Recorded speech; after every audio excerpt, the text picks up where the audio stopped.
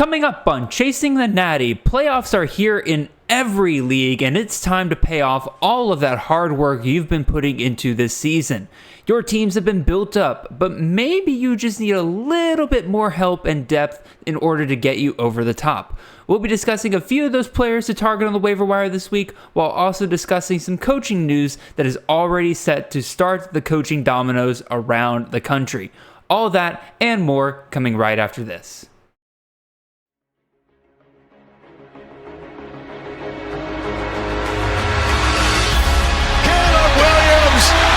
Cutting, mesmerizing run by the quarterback. Marvin Harrison Jr. touchdown. Marvelous Ball next to the end zone, dropped in for Franklin. Oh, majestic touchdown. This is Chasing the Natty, a college fantasy football podcast.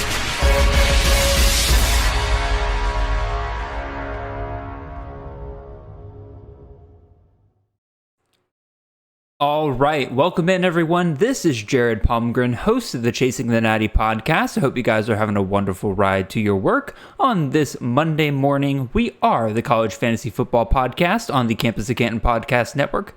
You can find us on all of your podcast feeds and on YouTube every Monday and Wednesday morning during the season at 6 a.m. sharp. If you want to support the great work we're doing here, head on over to campusofcanton.com and subscribe there with one of our tiers. You'll find everything you need for your CFF, Devi, C2C, IDP, betting, all that great stuff, including rankings, articles, tools, and even more than that. You can also find me and the show on Twitter. I am at CFF_Jared, and the show is at Chasing the Natty. Well, guys, we're here. We've made it. It's playoff time. I really hope a lot of you out there have made it into your playoffs. Again, I've been very successful in my leagues this year, so I hope that my knowledge and me doing this show for you has helped you reach the playoffs in your leagues. I really hope that this has been helpful for you guys this year. Like I said, it's been great for me in every single one of my season-long format leagues. That's not like best ball or anything like that. I have made the playoffs in each and every one of them. It was a little tough in a couple of them, I will fully admit. Definitely came down to the wire on a couple of them, but I'm proud to say that I did make the playoffs in every single one of my league.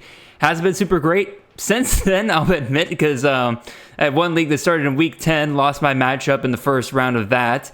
And then this past week, I had 4 playoff matches and went 2 for 4 in those. One of which I lost 309 to 305. It's a full PPR league, but even still, like that's still a ton of scoring right there. I had the second highest score on the weekend, just happened to be facing the guy who scored 309 points. It was that one was a little brutal, I'm not gonna lie. And then the other playoff loss I had this weekend, I just completely crapped the bed. That is a league where I have done super well in it pretty much the entire season. It fell apart a little bit at the end, and I couldn't start the right quarterback to save my life in that league. Yeah, that one ended in a wet fart. It was very unfortunate right there. Got 5 more playoff matchups this weekend, so hopefully we do better than the ones I have been doing in so far. So we will definitely see. Again, I hope you guys are doing really well in your playoff matchups to this point right here. And for those of you that got your first matchup this weekend, I will give a little bit of advice I put out on Twitter, and it seems like caused a little controversy between a couple people, but like, it is important we all love this sport. We wouldn't be playing it if we didn't. Quite frankly, if you made it into the playoffs, you put enough work into this that clearly you enjoy doing what you're doing when it comes to playing this game. However, I totally understand how stressful the end of the season can be for these leagues. Again, you put in a ton of work, you've put in a ton of time and effort into getting to where you are. Nobody really lucks their way into the playoffs in college fantasy because of just how much you have to keep track of. So you want to see that pay off. So it does get stressful on a Saturday morning or on a Saturday during the day if you're constantly checking your phone and being like, oh, am I up, am I down and everything. I just recommend to all of you guys, put the phone down. Close Fantrax, check your lineups one time before the noon slate. Make sure you got everybody that you think you need to and everything.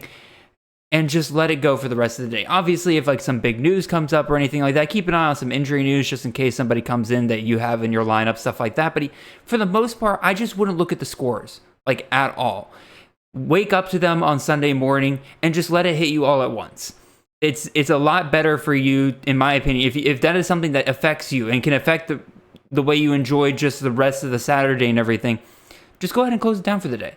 And then look at it the next morning. Again, that's not you not caring. Again, somebody responded to my comment saying like, oh, you don't want to pretend not to care. No, you do this because you care that much. And so if it is something that is going to impact the rest of your day, if it's going to be something that's going to impact your enjoyment of just college football in general, yeah, close it down for the day. Figure it out later. Because again, once those games start, once your lineups are set and everything, there really isn't that much you can do. And so if you're constantly looking at it like hoping that you can just will your way to win and everything like that, you got no control over it. So don't let it affect your mental health. Don't let it affect the enjoyment of the day. Just let it go and see what happens the next day. Because then once you find out if you won or lost, then you can start kind of go back into planning mode. Then you can start going back into things that will affect whether you win or not that next Saturday. Like the waiver wire picks, which we'll be talking about here today. Like planning out your sit and starts, which we'll talk about on Wednesday's show. Just a little piece of advice. Again, maybe I'm rambling a little bit here, but like, it is something that I did this past weekend, and it really did help quite a bit. Not being, and like, I'll admit, I didn't go the whole day, but like, it wasn't until like 11 o'clock at night that I went and checked some of my leagues. Now, again, there were a couple of leagues that I was just like, oh god, these late night games are really going to decide this and everything. But it was still a lot better than me going the entire day looking at my fantasy leagues being like, oh god, am I going to keep this lead? Or oh god, am I going to be able to come back from this? Just don't worry about it. Enjoy college football, y'all. We got great games over the next 2 weeks to finish the season. A lot to figure out. It is a sport we all love and enjoy at the end of the day. So if it is something that's going to affect that, just take my advice. Put down fan tracks during the football day and check the next day. Anyway, enough of that rambling. You guys don't want to hear me ramble on anymore about that. Let's go talk about what we're going to talk about here today. Again, we got, of course, a few waiver wire pickups. I'll be real, y'all. This is probably going to be a much shorter show than we've been doing the entire season. Because like I said, as we've been leading up to this, the waiver wire is pretty picked through at this point. There's not a ton of guys that you're really grabbing off the waiver wire at this point and being like, all right, I'm starting you this week.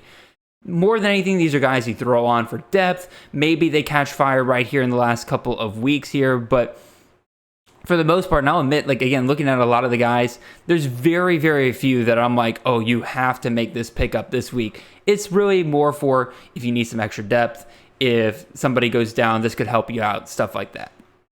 But before we get to that, boy, coaching news really hit us like a ton of bricks this upcoming weekend. Again, I know that this is right about the time where you start hearing all of that news kind of start coming out and everything. I honestly thought we might get another week before this, but we all got hit in the face Sunday morning when freaking Jimbo Fisher was really the first big name fired. I'll be real. I thought Jimbo Fisher would not be fired for another year.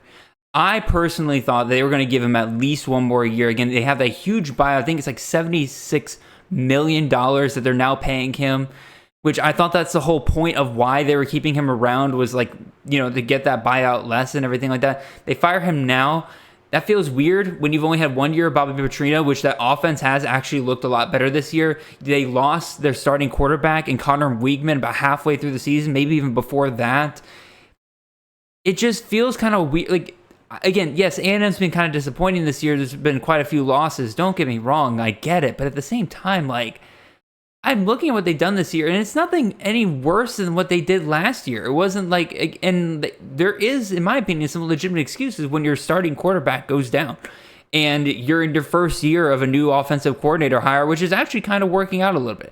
I just felt, again, I feel like they should have waited another year. But again, obviously, I'm not the big Daddy Warbucks in the back room of Texas A&M's booster rooms trying to figure out what they want to do next. So clearly, they thought different than I did.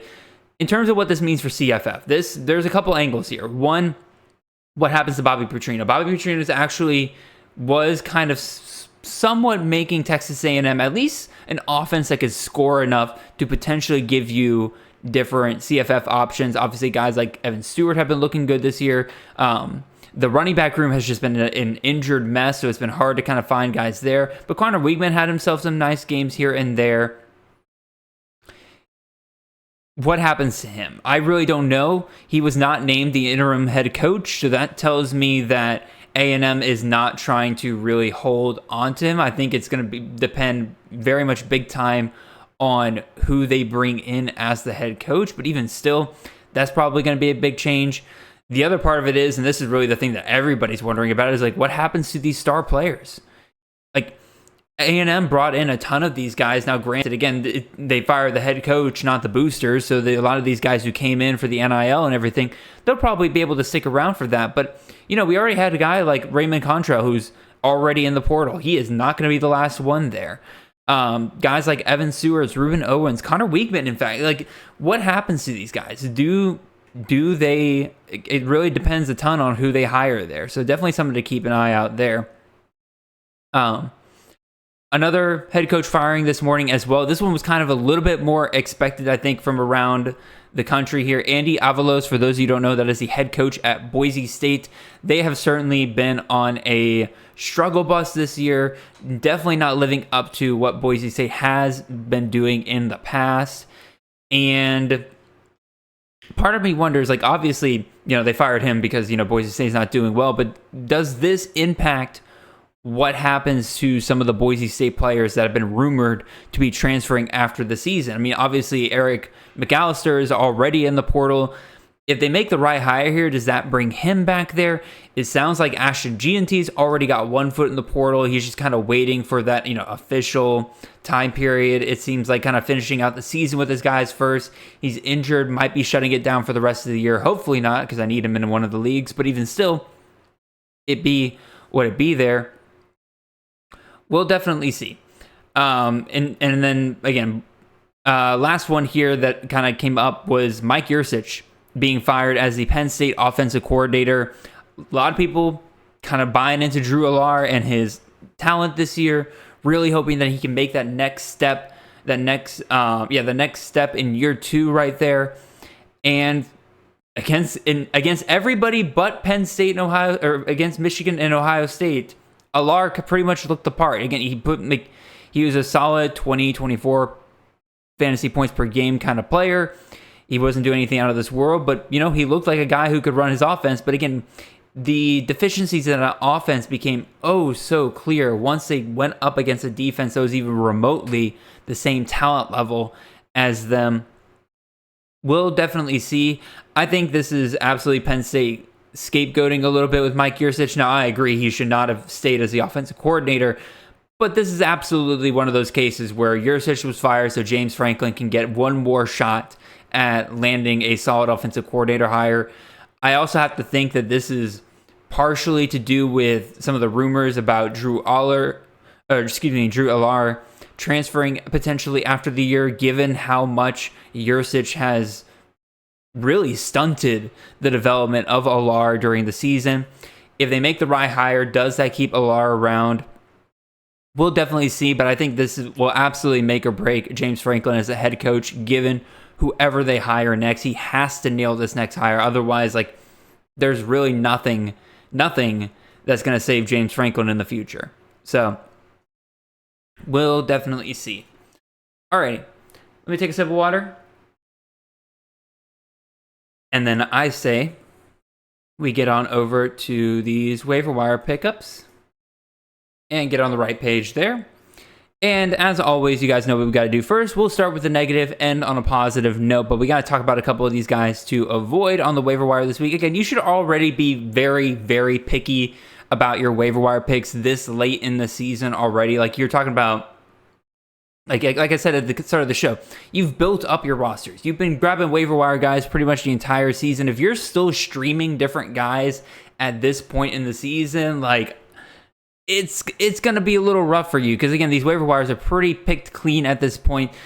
But if you are in that situation, let's talk about some of these guys who you should definitely avoid this week, at least in my opinion. We'll start with the quarterback. John Paddock, the quarterback out of Illinois.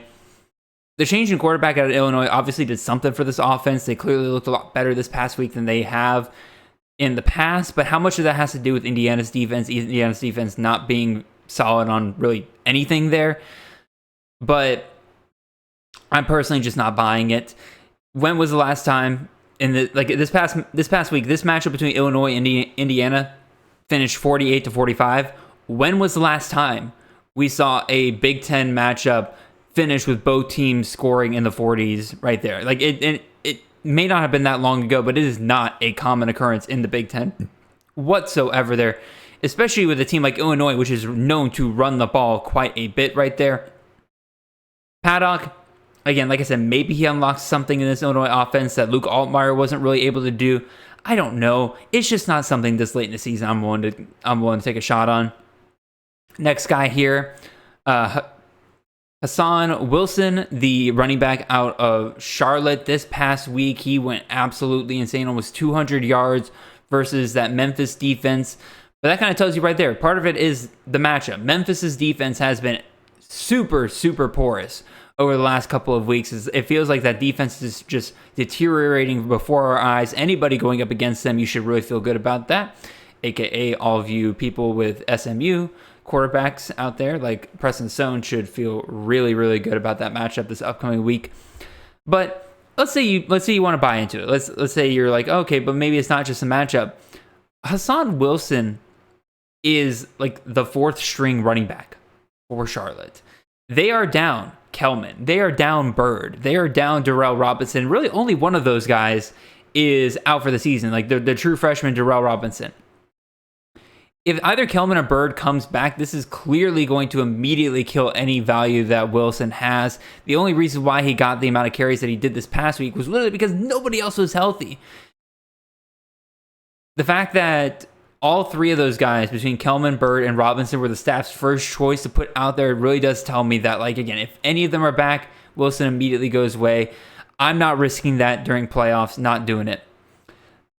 Kind of a similar situation here with kind of injuries coming up and everything. Got Taron Keith, the running back out of Bowling Green, went up against Kent State this past weekend. Once again, very favorable matchup there. Obviously took great advantage of it this past week against Kent State, but he had only 9 carries and did a ton with them. Again, good for him, but at the same time, it's an efficiency that I cannot really expect to go on a week-by-week basis. And then the other part of it is, like, Terry and Stewart, clearly the runaway RB1 for this offense. If he comes back next week, like, once again, Keith's value immediately goes down. I think Stewart, again, he was out, very clearly out, so there is a chance that he is out again this next upcoming week. But at the same time, it didn't seem like it was a super intense injury there. And so definitely keep an eye out there. And even if Stewart doesn't come back, I'm not really going to buy into a guy like Keith, not this late in the season, not a guy who's only catching fire just now. So we'll see. Speaking of guys only just catching fire just now, Camden Benjamin, the wide receiver out of Tulsa, did really well against a solid Tulane defense this past week, so you can't even blame the matchup on this one. But he went over 150 yards there, 2 touchdowns, looked really, really good for the Golden Hurricanes. But while his volume's been all right, his production just hasn't been there. This is the first game all season that he has had more than 62 yards in the game. Yeah, his volume's been fine, but he doesn't catch a ton of the balls. Maybe he catches a little bit fire near the end, but at the same time, like, this isn't a risk you want to take this late in the season. I'm not buying it. Don't worry about it. And last wide receiver here, Donovan McCulley, the wide receiver out of Indiana. Kind of a lot of the same stuff that we talked about already between Indiana and Illinois' game last week. Just an absurd number of points for a Big Ten matchup right there. Not something you can expect on a week-by-week basis. This is an offense that has struggled to hit 20 points on any given week. They do have some kind of nice matchups here near the end between Purdue and Michigan State, but I'm not going to rely on a guy that's only just now past 500 yards on the season as the wide receiver 1 for this team. Like, he is clearly the wide receiver 1, which, by the way, clearly wide receiver 1 at Indiana is a 20% target share. That is not something at all you really want to rely on. He hit double-digit targets this past weekend. That's great and all, but again, you're not gonna throw this guy in a lineup. You really shouldn't be making picks off the waiver wire at this point, unless you're ready to throw them into your lineup or you're like desperate for some depth. McCulley, if you wanted some really desperate depth, maybe you throw him on your bench, but for the most part, like, I don't think you're really happy with him, because if he does anything that was not this past week, you haven't been happy with his production at all during any week this season. I wouldn't expect that to change over the last 2 weeks all of a sudden. So those are the waiver wire traps. You guys know typically how I kind of pick those guys out. But we'll go ahead and talk about the actual guys you should be targeting. And there is zero graphics for quarterbacks today. I'm going to actually skip over quarterbacks almost entirely because, guys, as I've kind of been talking about over and over again, it's the same names again. I'll throw them out there. Joey Aguilar, Nicholas Vacciato, Jordan McLeod, Kyron Jones, EJ Warner. Those are the guys that are pretty still widely available for the most part. They're the guys to target.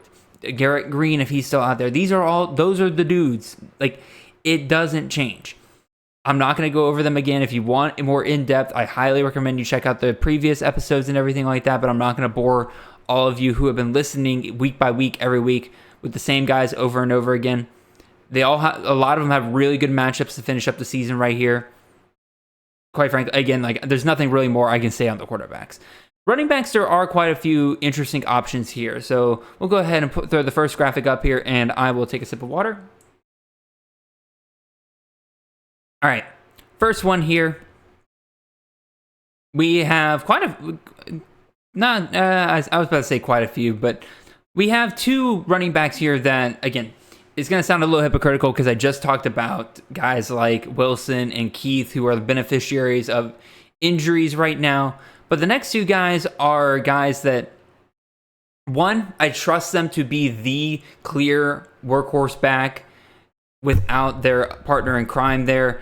And then the other part of it is that the partner in crime's injuries are just a little bit more severe, and I'm not entirely sure when those guys are going to be coming back. So we'll start with the first one here against Cedric Baxter, the running back out of Texas. He's on 45% of leagues, way over my typical limit here, but like, this is worth bringing up. Like, one, I think that percentage is a little inflated due to the fact that he is taken on literally every dynasty and keeper league out there. So I'm not gonna I pretty much knock off like 25% right there because people were already holding on to him because of just Devi value and stuff like that. But at the same time, like, the RB1 in a Steve Sarkisian offense should be way above 49%, and Cedric Baxter is going to be that guy moving forward. Sorry, Jadon Blue fans, I was one of you, but like, Baxter's clearly been the number 2 guy behind Jonathan Brooks when he's been put out there, and he has the opportunity to kind of get his season for next year started early. You got Iowa State this next upcoming week. You got Texas Tech after that. Both of them are pretty decent against the rush, but again, it's Steve Sarkisian's offense. They've typically overwhelmed most opponents that they've been able to go against, especially at the running back position. Baxter should be fine there. The main thing with Baxter is, like, man, you want to talk about up and down efficiency? This dude is like the epitome of it. Like, against Oklahoma, 2.6 yards per carry. Against Houston, 7 yards per carry. Against BYU, 2.4 yards per carry. Against Kansas State, 9 yards per carry. Against TCU, 3.4 yards per carry. This dude is like way back and forth, and hopefully he can get that figured out as he kind of increases his volume here, gets some more touchdown opportunities. Again, this past week against TCU had 18 carries, after a lot of that coming after Brooks went down, but at that point, the touchdowns have been scored at that point, so Baxter didn't get a ton of opportunities there. We'll see. Again, he's had 2 touchdowns in the last 5 games as the backup. Probably means he's going to get himself some good opportunities over the next 2 weeks here to finish the season. That's pretty much it. Again, Steve Sarkisian, running back, available in a ton of leagues right there. He is a guy that I would absolutely pick up and stick on my bench, see what he does for the semifinal week, and then if he is popping off against Iowa State this upcoming weekend, I insert him, get him ready for the championship run. So, in a very similar vein, going over to another great running back system here at Illinois, Reggie Love, the running back there at Illinois, he has been injured. He has been kind of out of commission over the last couple of weeks, allowing Caden Fagan to really kind of pop off. Well, they're now switching places. Caden Fagan left the game early this past weekend and against Indiana, and Reggie Love came in ready to be the RB1 there. 24 carries, 140 yards, and 2 touchdowns. There is nobody else. Josh McCray is done. They're not throwing anybody else back there. I mean, Caden Fagan went down early. You're hoping that he's healthy. You're hoping that he's good to go. But we've seen plenty of times this year that typically when your top running back or when your running back goes down, especially in game, it's probably one more game before you can expect them to start coming back. Well, Reggie Love should have himself a nice game over the next 2 games. Again, you get Iowa. Tough matchup there in the semifinals. But if Caden Fagan is not back by the time championship week comes around, they go up against Northwestern. They're 60th versus the Rush. Give Love 25 carries, 25 touches.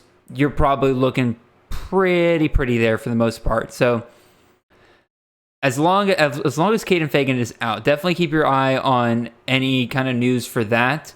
But Love is a guy that I'm willing to trust over the next 2 weeks if Fagan is out for the rest of the regular season. So be on the lookout for news like that. Next one here, this one is, there's no injury qualification here, no nothing like that.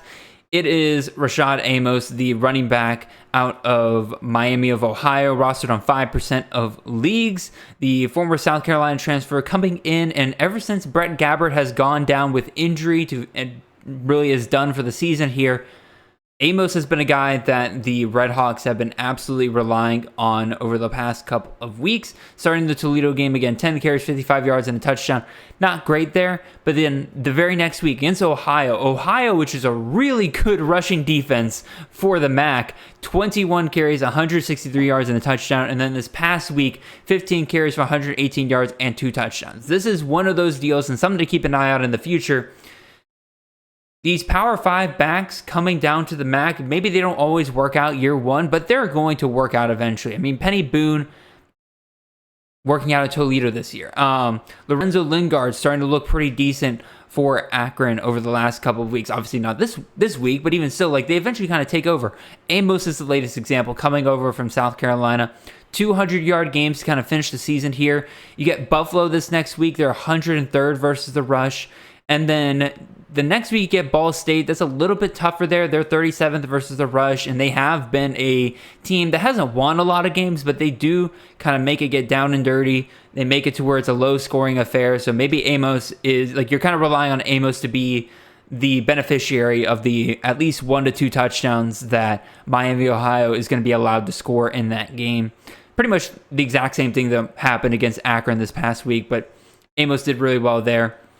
Other main thing with Amos is, again, not great PPR, 0 receptions over the last 3 games. So this is not a guy that's like, if Miami of Ohio falls behind against Buffalo or Ball State, you could probably be in a little bit of trouble there. But also, I don't think they're going to pass a whole ton. So who knows? We'll see.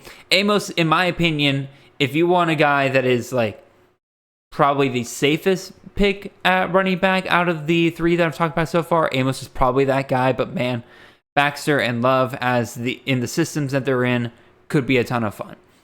And then one last running back we're going to talk about here. I put a question mark versus this one, but I'm going to throw it out here anyway. Gavin Sawchuk, the running back out of Oklahoma, rostered on 29% of leagues. God, can this backfield be any more of a headache? I just talked about adding Tobby Walker as the clear number 1 running back for Oklahoma. He has earned it. He has done it. And now the staff loves Sawchuk again for some reason after he hasn't really been proving to them whatsoever throughout this entire season.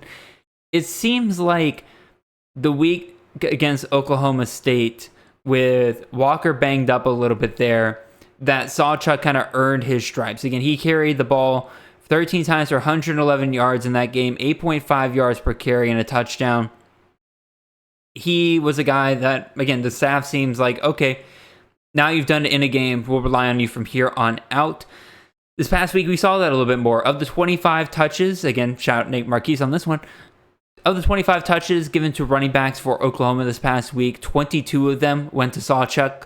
So very clearly, he's the guy that they're relying on right now. 135 yards, 200-yard games in a row right there. You love to see that here at the end. And then there's a great matchups here to finish the season. BYU 120th versus the rush. TCU 72nd versus the rush. So both below average rushing defenses. You love to see that. It's just, so everything's coming together here. But again, it's just that Oklahoma running back room has just been such a headache all season long. I wouldn't be surprised if they hand the ball off 30 times to Javonte Barnes this week, because that's just what has been happening. It's been an absolute nightmare. So those are kind of the new names that I'm throwing out there at running back. I will throw out some honorable mentions here that we've kind of talked about before. Bashal Tutin, the running back at Virginia Tech, has been very solid the last couple of weeks. Marion Lukes, we saw him have a really nice week for Central Michigan this past week, even though Miles Bailey had come back. Mario Anderson, the South Carolina running back there, he is probably good for at least 170-yard run a game, it feels like. He doesn't always score a touchdown, but he is a big play waiting to happen at least once per game. So I'd be willing to take a shot there. Again, South Carolina's got some decent matchups here at the end. Actually, now that I think about it, they got Clemson to finish the season. But, Clemson's been up and down on defense. We'll see.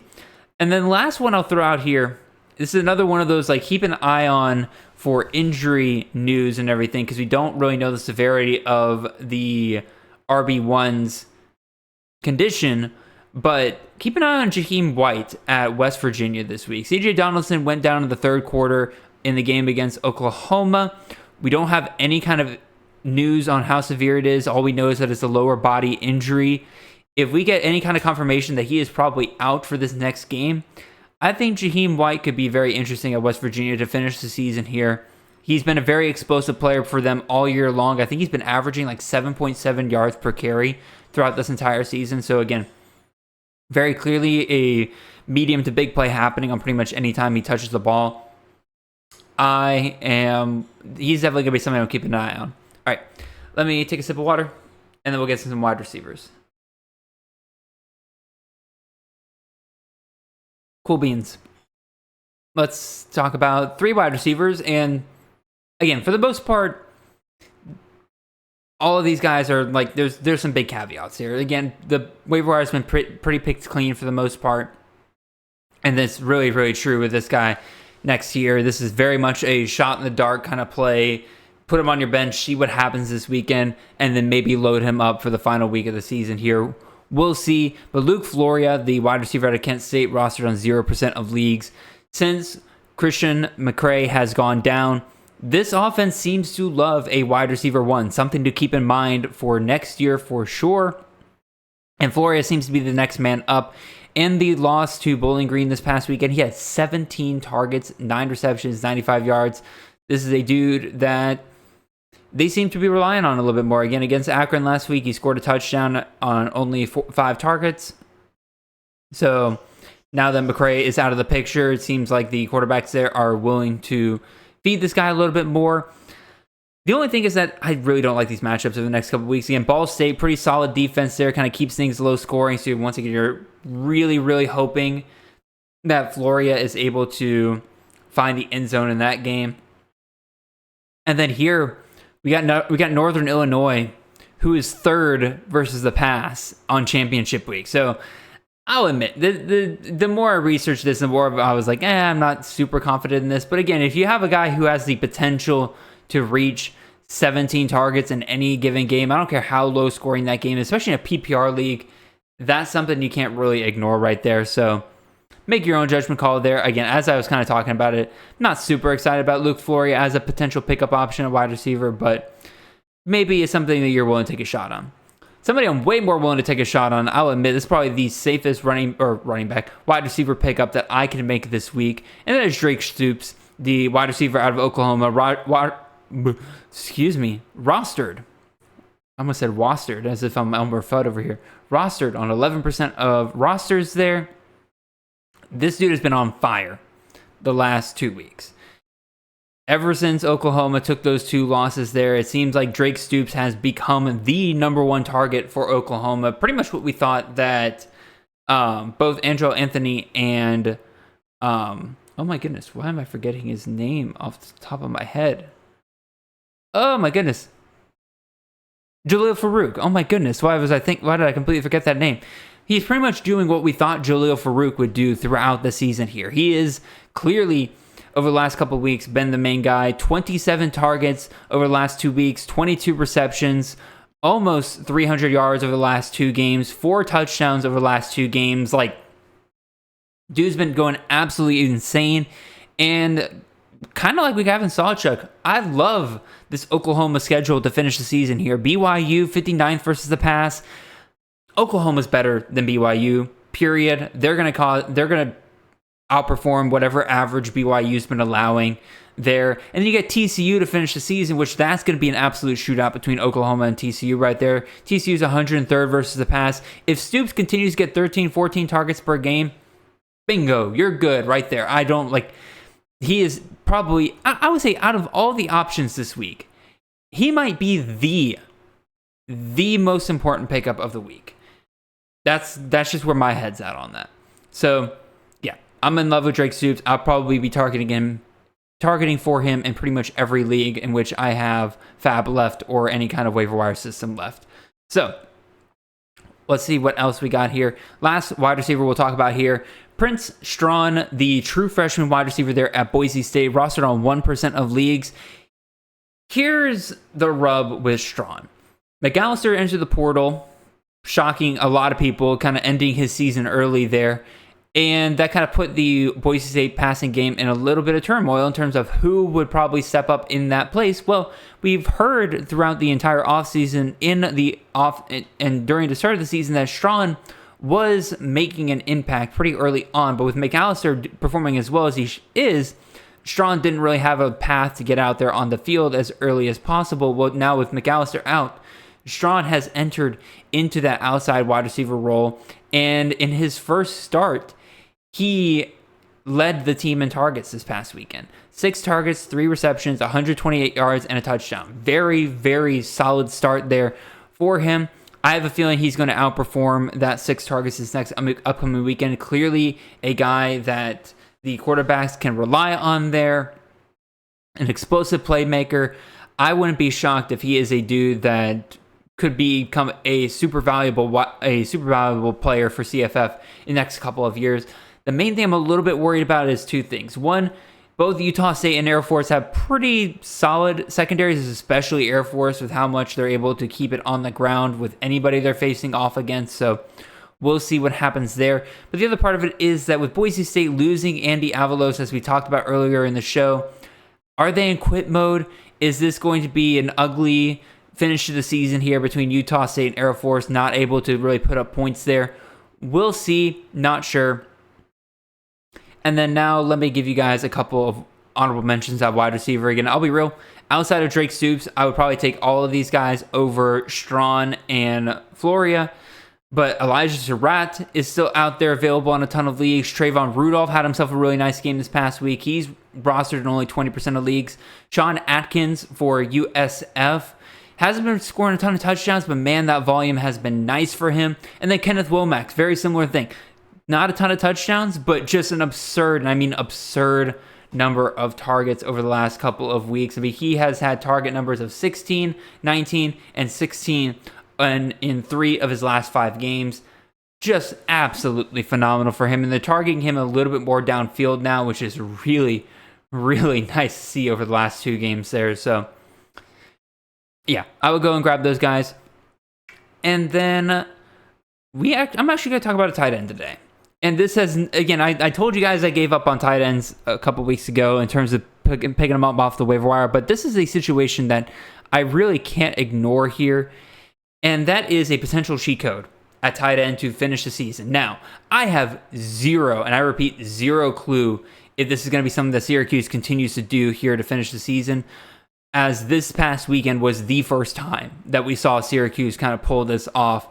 Dan Villari, the quarterback tight end hybrid out of Syracuse, was treated like a running back this past week. 17 rushing attempts, 154 yards, and a touchdown. Pretty much neck and neck with LaQuint Allen of all people. So just out of nowhere, they decided to just insert this dude into the rushing lineup and made him a massive focal point. Now, he was averaging 9.1 yards per carry, so he was clearly being super efficient. The defense was not prepared to deal with him right there. If this is something Syracuse wants to do on a week-by-week basis, absolute cheat code at tight end here. Again, he got 21.88 fantasy points this past weekend. Literally nobody started him, so like not worried about him whatsoever there.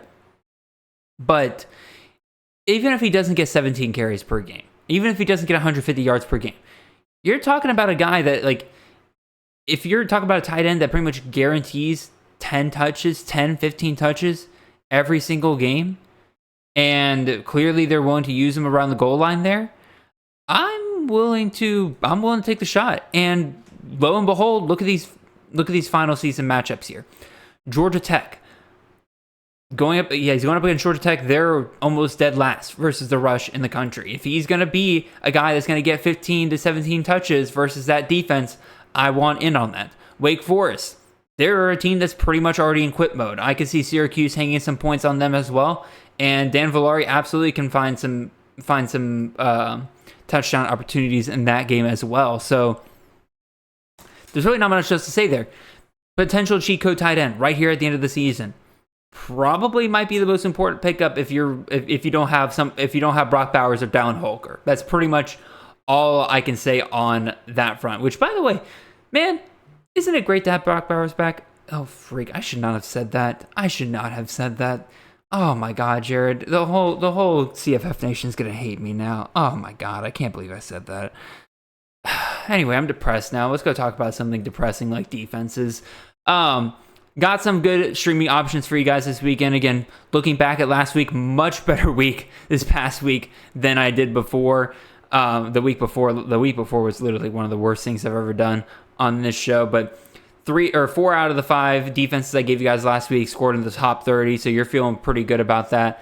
In terms of what we got going on this week, Auburn and Arkansas, it's cupcake week for a lot of teams in the SEC, getting ready for their rivalry games next weekend. And so Auburn gets New Mexico State, Arkansas gets FIU. Yes, both of those programs are not super great, but they should be able to out-talent teams like New Mexico State and FIU. They should be able to out-talent some CUSA competition, keep them off the scoreboard for the most part.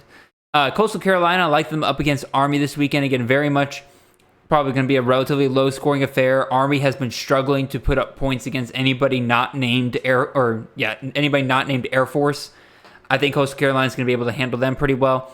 Nebraska going up against Wisconsin. Again, Nebraska's been a very sneakily good good defense on the year here. Like, we're talking about a top 20 DST on the year here. They're still only rostered in 26% of leagues. They get lots of turnovers. They're going up against Wisconsin this week, who's probably still going to be without Braylon Allen this upcoming week. Tanner Mordecai is just an absolute mess at this point. They got their butts absolutely handed to them by Northwestern this past weekend. If he can't score against Northwestern, I feel pretty solid in the fact that they're probably not going to find too much room to score against the Cornhuskers. And then last but not least, I'm kind of riding a hot hand here in North Carolina State. Again, a top 13 DST on the year. They're going up against Virginia Tech. Virginia Tech has been a very up and down offense this year, but when they go up against a very legitimate defense, they seem to kind of get shut down quite a bit, and I think North Carolina State is that. And so while I'm a little bit nervous about it, I'm going to throw out North Carolina State again this week to do us well. They were a DST 5 this past weekend. I'm willing to roll with that once again. Because, I mean, look at North Carolina State. North Carolina State's DST. Never mind. I'm looking at the wrong numbers. That is my apologies, y'all. Yeah, my apologies. I was looking at the wrong numbers. I was about to tell you that they scored like more than 18 points in like each of the last like 7 games. And I'm like, that's not correct. My bad. Anyway, that's pretty much the end of the show. Like I said to start the show, much shorter show. Didn't get again, there's really not much to talk about. Again, we're right here at the end. This is kind of the fun part. We're just see what happens over the next couple of weeks. I really hope each and every one of you win your leagues. Again, I know for a fact that, every matchup, it's, 50% of players have to lose. And I hate that. But you guys have done well to this point. Every one of you should be proud if you have made the playoffs in your league. With that, we have come to the end of our show. Thank you all for listening. If you have not already, go ahead and leave a like, comment, and subscribe. If you are watching this on YouTube, And if you're on podcast, make sure you follow the show and leave a 5-star review where you can. Make sure you guys check out the rest of the Campus to Canton Podcast Network for all of the shows, ranging on pretty much anything you can think of related to the college fantasy game. And really, we got NFL content as well. So if that's what you're into, go check out the rest of the C2C Podcast Network. We'll see you guys back here on Wednesday when Justin and I reunite to help you guys figure out what the heck you're going to do during your playoff matchups for this next upcoming week. Until then, really appreciate you guys, and I hope you guys have a wonderful and blessed week. See y'all.